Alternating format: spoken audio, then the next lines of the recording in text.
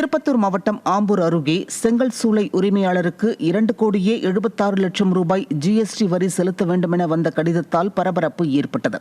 வெங்கடசமுத்திரம் ஊராட்சிக்குட்பட்ட விநாயகபுரம் பகுதியைச் சேர்ந்த செங்கல் சூளை உரிமையாளர் ராஜ்குமாருக்கு செங்கல்பட்டு ஜிஎஸ்டி அலுவலகத்திலிருந்து கடிதம் வந்துள்ளது. அதில் சென்னை பல்லாவரத்தில் நடத்தி வரும் ஏஎம்ஆர் டிரேடர்ஸ் நிறுவனத்திற்கு 2,76,00,000 ரூபாய் வரி செலுத்த வேண்டும் என குறிப்பிடப்பட்டிருந்ததால் அதிர்ச்சியடைந்த அவர் புகார் அளித்தார். ஆம்பூர் சுற்று வட்டார பகுதிகளில் சிறு தொழில் உரிமையாளர்களை குறிவைத்து வரும் ஜிஎஸ்டி வரி ஏய்ப்பு கடிதம் தொடர்பாக விடிய அரசு நடவடிக்கை எடுக்க மக்கள் கோரிக்கை விடுத்துள்ளனர். திருப்பூர் மாவட்டம் தாராபுரத்தில் அரசு வேலை வாங்கித் தருவதாக கூறி சொத்தை ஏமாற்றி கிரயம் செய்ததை ரத்து செய்து உரிய நடவடிக்கை எடுக்க வேண்டி பாதிக்கப்பட்ட பட்டதாரி பெண் உடல்நலம் பாதித்த தனது தந்தையுடன் ஆம்புலன்ஸில் வந்து கோட்டாட்சியரிடம் மனு அளித்தது பரபரப்பை ஏற்படுத்தியுள்ளது. கொழிஞ்சிவாடியை சேர்ந்த மஞ்சுளா தேவி என்பவரின் சொத்தை 2023 நூதனமான முறையில் உறவினர் செந்தில்குமார் கிரயம் செய்துள்ளார். இதனை மீட்டுத் தரக் கோரி பாதிக்கப்பட்ட பெண் முதல்வரின் தனிப்பிரிவுக்கு புகார் மனு அளித்தார். இந்த மனு மீது விடிய அரசு தீர்வு காணுமா அல்லது குப்பை தொட்டியில் வீசி அலைக்கழிக்குமா என மக்கள் கேள்வி எழுப்பியுள்ளனர். தூத்துக்குடி மாவட்டம் ஏரல் பகுதியில் நகைக்கடையில் அடகு வைத்த சுமார் 1.5 கிலோ தங்க நகைகளை பொதுமக்களிடம் தராமல் மோசடி செய்த உரிமையாளர் சிவா சிக்கினார். சாத்தான்குளத்தை சேர்ந்த சிவா வட்டியில்லா அடகு கடை நடத்தி வந்தார்.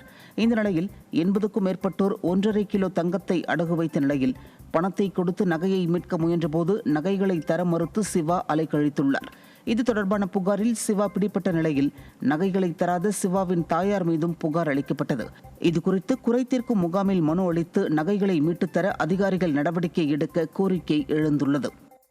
அவர் நகையை வாங்கிட்டு இப்போ அவங்க திருப்பி இவங்க எல்லாருக்கும் நகை காசை கொண்டு போய் கொடுத்தாலுமே அந்த நகையை திருப்பி கொடுக்க மாட்டுறாரு, ஏமாற்றிக்கிட்டே இருக்காரு. இப்போ மொத்தமாக ஒரு வாரம் ஒரு 10 நாளைக்கிட்ட கடையை அடைச்சி போட்டுட்டு ஆள் எங்கேயோ தலைமறைவு. அவர் எங்கே போனார் என்ன ஆனாருன்னு தெரியாமல் இவங்க எல்லாருமே ரொம்ப தவிச்சு போயிட்டாங்க. நம்ம இப்படி பணத்தை கொடுத்துமே நம்மக்கிட்ட நகை ரிட்டர்ன் வரலை அப்படின்னோன்னா அவங்க எல்லாரும் என்ன பண்ணேன்னு தெரியாமல் ஏரல் ஸ்டேஷனில் போய் கம்ப்ளைண்ட் கொடுத்துருக்காங்க. அங்கே எந்த ஒரு விதமான நடவடிக்கையும் இல்லை. கடலூர் மாவட்டம் காட்டுமன்னார்கோவில் அருகே தெற்கிருப்பு பகுதியில் இரவு நேரங்களில் மருத்துவ கழிவுகள் கொட்டப்படுவதால் நோய் தொற்று ஏற்படுவதாக அப்பகுதி மக்கள் குற்றம் சாட்டியுள்ளனர். காலாவதியான மருந்துகள், ஊசிகள், கையுறைகள் போன்ற மருத்துவ கழிவுகள் குவிந்துள்ளதால் அப்பகுதி முழுவதும் கடும் துர்நாற்றம் மற்றும் தொற்றுநோய் அபாயத்தால் மக்கள் கடும் அவதிக்குள்ளாகியுள்ளனர்.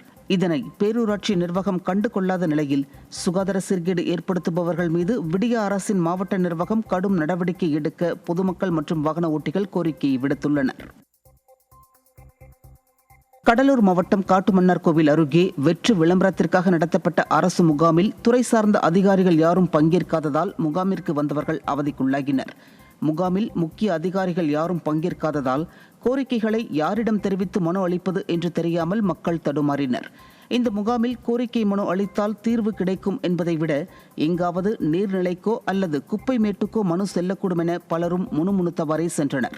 மேலும் கொளக்குடி பகுதி மக்கள் சாலை வசதி உள்ளிட்ட அடிப்படை வசதிகளை நிறைவேற்றாத விடிய அரசை கண்டித்து சாலை மறியல் போராட்டம் அறிவித்துள்ளனர்.